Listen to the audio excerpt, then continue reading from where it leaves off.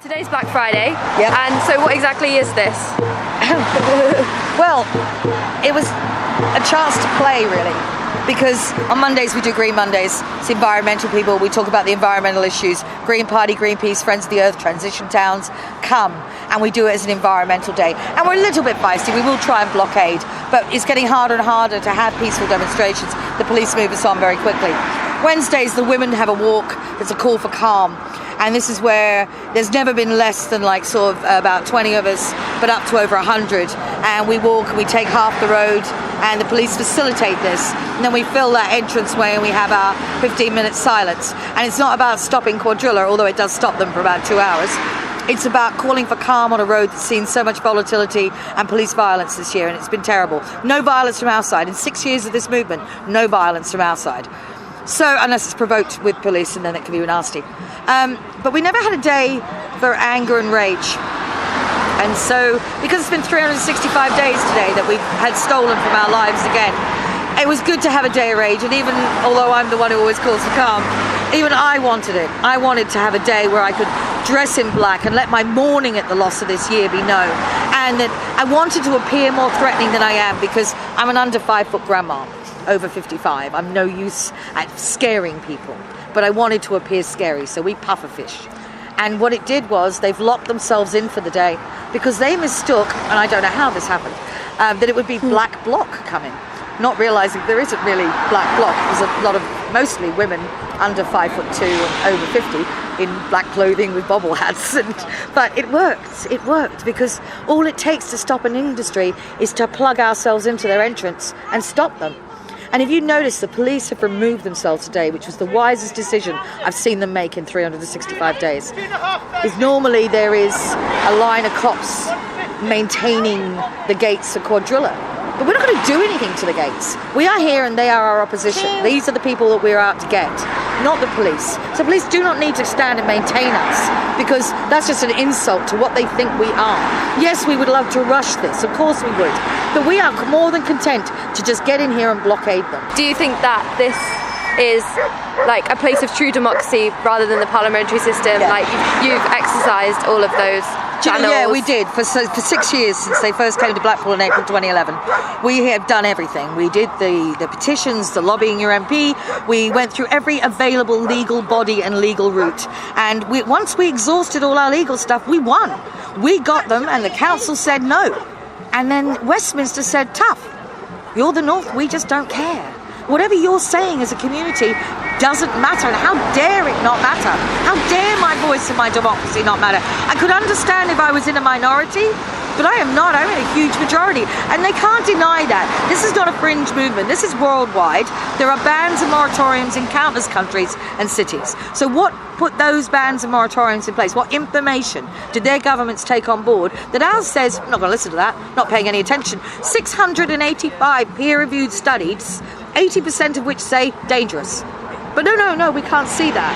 So yeah, and there is no body representing us. The only thing, and we have succeeded for 6 years in stopping this industry. It has no sites in operation. They promised in 2011, 2012, 2013, next year, and they haven't. And the only thing that stopped them was people like this, because there is no lobbying body who's acting on our behalf.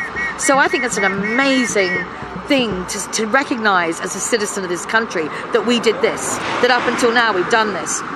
And I think that what makes this movement different, what is fortunate for our movement, is that you can get student debt, NHS, anti-war, and all of those things really matter hugely.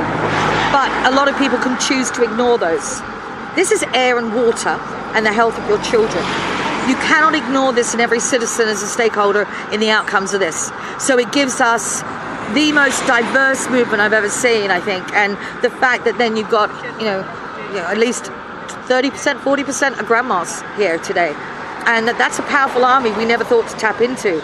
To me, it's like every time I see someone who's elderly and slow walking, or perhaps even disabled, I try to recruit them, because nobody slow walks like a disabled person or someone who's really old with a walking stick.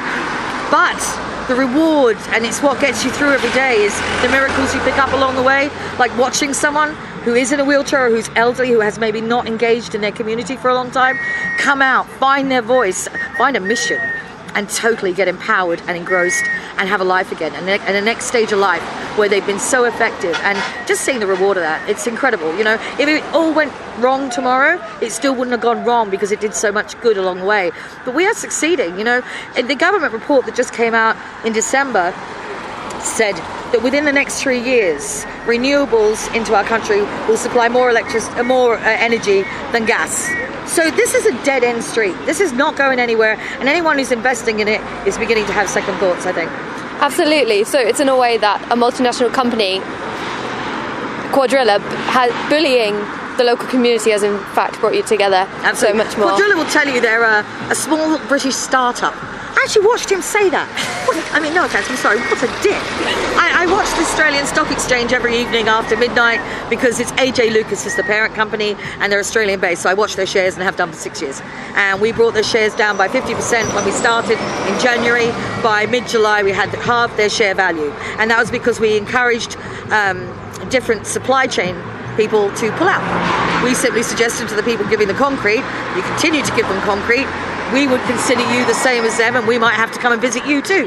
And a lot of them just went, whoa, no, we won't bother, because we'd like our trucks to leave the venue. So yeah, so we tried stopping at point of source, you know, where it was coming from, and that worked really well. Eddie Stobart's pulled out too, and that was a really big sign of how national important this was.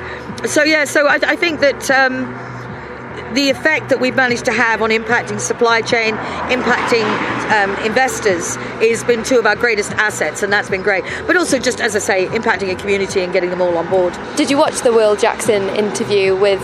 Yeah, incredible. Yeah, and it was so lovely because, and I mean, no offence, I don't mean this to sound wrong. It's got to sound wrong. For 365 days I've done this, right? So my life is full of mayhem and chaos, right? And quite a lot of police brutality through the year too. And I have my own case against them now. But I sat down and watched that. I was like, oh, look, two calm men having a conversation.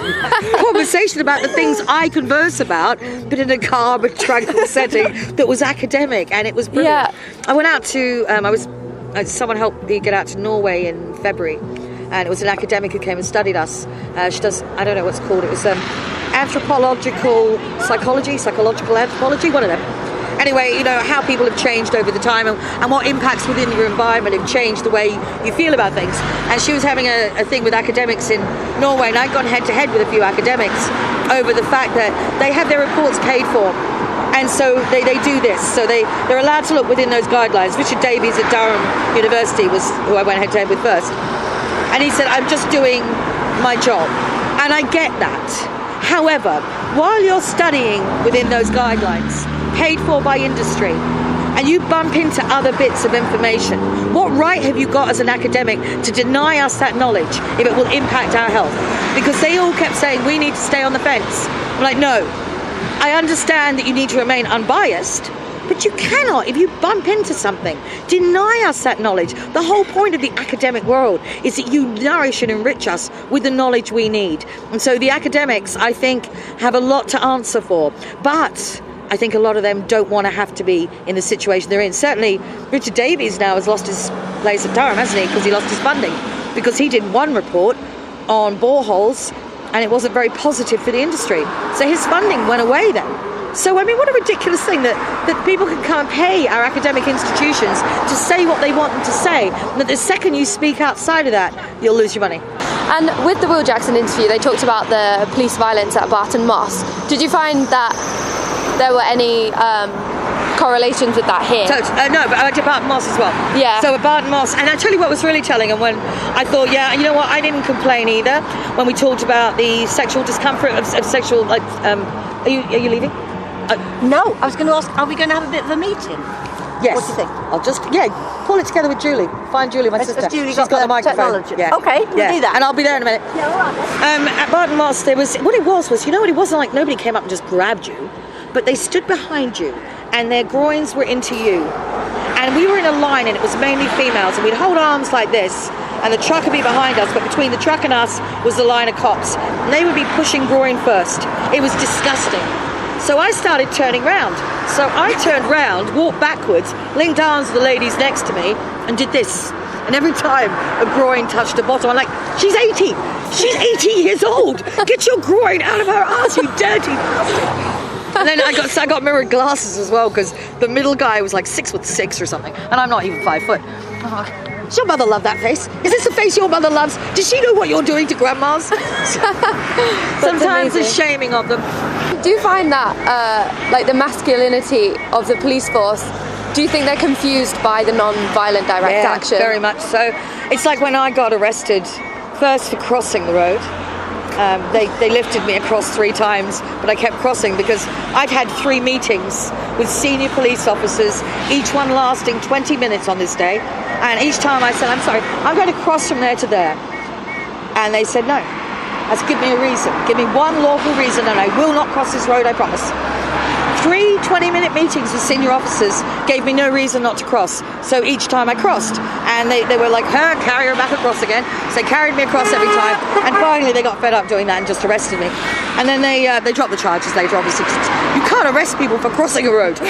And then recently we sat there because there was a truck with a leak out of its side, and it shouldn't have been allowed to leave site, and they were going to let it off site, so we all sat down to block it from leaving. They stuck a bin bag and some tape on the leak of whatever was coming out of it and thought that would be enough so we wouldn't move. They picked me up, and as they carried me across the road, the weirdest thing happens, this is why I now have a case against them, is I had 3 of them and they were very big. Well, big, everyone's big for me. And so each had an arm, and I just lifted my legs off the floor, so they were carrying with these. And there was one behind me, but he put his arms around my waist, so he was like that with me, and so he's holding me, one other in either arm. They got to about that white line there, and then they did this, and they started pinching both sides at the same time without having communicated it. They pinched all the way down my arms, and when I took the photographs for the case, there was not just the bruising but nail pinch marks. And the reason, and I worked out why they did it, is that when they did it, no one else could see they did it, I went like that. It looked like I resisted. And then at that point, this guy then put his arm around my neck and started to strangle me and pull my head back. I thought, is that how you do it? All these times I've thought, when I see activists retaliating, have you just done something that makes your body look like it's resisting when you're not? And so I thought, no, I'll take this case. I know it's only pinching and bruising and a little bit of strangulation. We could all handle a bit of that. But there was when I got up in the morning, I'm like, and I'm thinking, how dare that be the case? I am a lawful, law-abiding person. They can't do that. And also, I think 3 men on me was proportionate enough already that you didn't need to add in pinching and strangulation. I present no threat at 5 foot. And I thought, for all the young men who don't take their cases forward, because there's no point, they will always lose, I thought I had a point, because I can prove that I was absolutely right. But, you know, when they say, and it was said in the interview with Will, that there was hardly any complaints. No, because there's no point. When I did complain, they came and they were like, be about 5 months or so, and you know, it's going to take forever to do it. We are unlikely of success. We have no faith in the system. So most people don't complain. And a lot of us, we don't work anymore. So we're all completely broke. We have nothing but the need to survive each day and still do this. Who has time for that? You know, so the lack of police complaints is the lack of faith in the system. Okay, so this is Julie Daniels, and we wanted to ask you a bit about the Nanas group, and how did that start? Oh, good God. Okay, so we're going back a few years. 2012, 2013 maybe. But we were all quite involved with realising the fracking was coming, that it had been under the radar, and we were also very much aware at that point that Balkan was experiencing problems with the way that the media were portraying people who were innocently protesting. All of a sudden they were like the scum of the earth, and we saw that happening up here as well, and we thought, well, we can't be doing with that because we are just regular people and we don't do this. It's not a career choice or a life choice. And so a bunch of women got together, we were sitting, chatting like you do, and it's just formulating ideas, and we said we need something soft, but something that's quite firm, and then we said, well, we're mums are usually quite, we're like, yeah. And we got to Nans, and they were like, Nans, yeah, you always mind your Nan, don't you, you know? Even if you're in trouble with your mum and dad, it's but if your Nan's pissed off, you've got problems. But then and Nans are always approachable, and we kind of jumped on that theme. Then we decided to go like old school and do tabards, put rollers in our hair and did the like 1950s look. And it also meant that we were approachable because the colour was yellow, and it wasn't threatening. So although we might have been wearing like black pants, once we had our tabard on, people found us amusing, and it worked that we could. There's Helen. That we could talk and engage with people. So it was a great platform. We also, because at the same time, we realised a lot of people, although they may have started to become aware of fracking, they didn't know where it was going to be happening. So they were like, oh yeah, but so it's not here. I'm like, yeah, it is. It's on Preston New Road. They're like, they couldn't envisage where. So we decided that we would show them. So we took the field, and this is Farmer Wensley's property all the way down, and we took the field down there because when he does start piping gas, if they ever get round to it, which they won't, but if they were going to, they were going to go down there, and there's a mains for gas. So we ended up going in that field, and we section 6'd it, which meant that we had taken it as our own, and we did all the right things, and we didn't let the farmer come in, and we set up camp, and we put a tent up, and we made teas and coffees, and then we phoned the police and said, we've section 6'd the field, and we need you to come and look after us now because there's a farmer and he wants to put the cows in here with us, and we're all very worried about that. So they had no idea what they were coming to. The police turned up and they found it hysterical, and we managed to keep them on form with us because it was so unusual, and we got so much support so quickly throughout the day. We coordinated the mass media stuff, we did press releases, the whole works, and we got a lot of support, and therefore we stayed. And we stayed for about, I think it was 3 weeks, about 25 days maybe. And during that, we had contacts with Reclaim the Power, and we knew that they were looking to, they always do like a spring up somewhere. So we were encouraging them to try and spring up somewhere near us, but we had no idea if they would do that anyway, but they came. And there was hundreds of them, and they took over another part of the field near us, and they stayed for about 4 or 5 days. During their 4 or 5 days, they put up wind turbines, solar things, they had compost toilets, they had cooking on the go, although they were eating at hours until they'd set up. But it was like watching professionals, right? I mean, it took us all day to put a tent up. They came, they were done and dusted within about 6 hours. And we were like, wow, we are not worthy.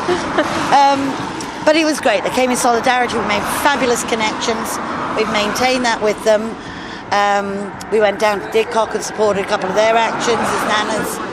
It helped us bounce off of their connections. They bounced off of ours.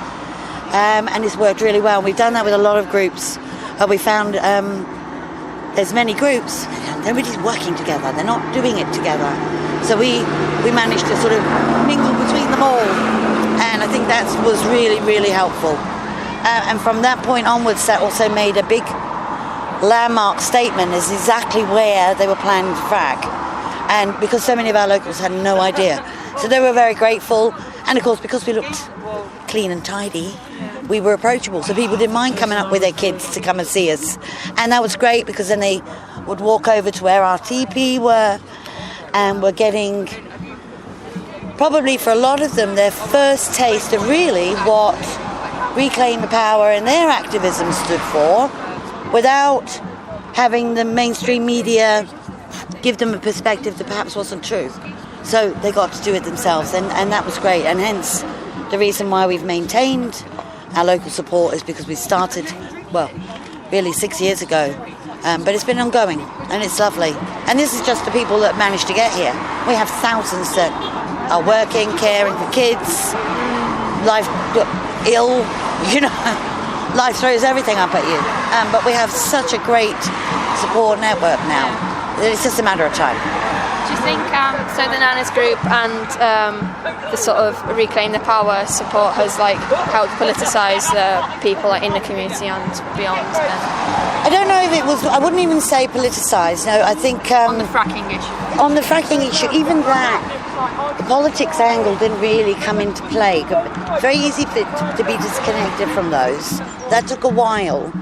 I think with Friends of the Earth getting involved with us, they were great. Helen Rimmer, I think you'll speak to her later.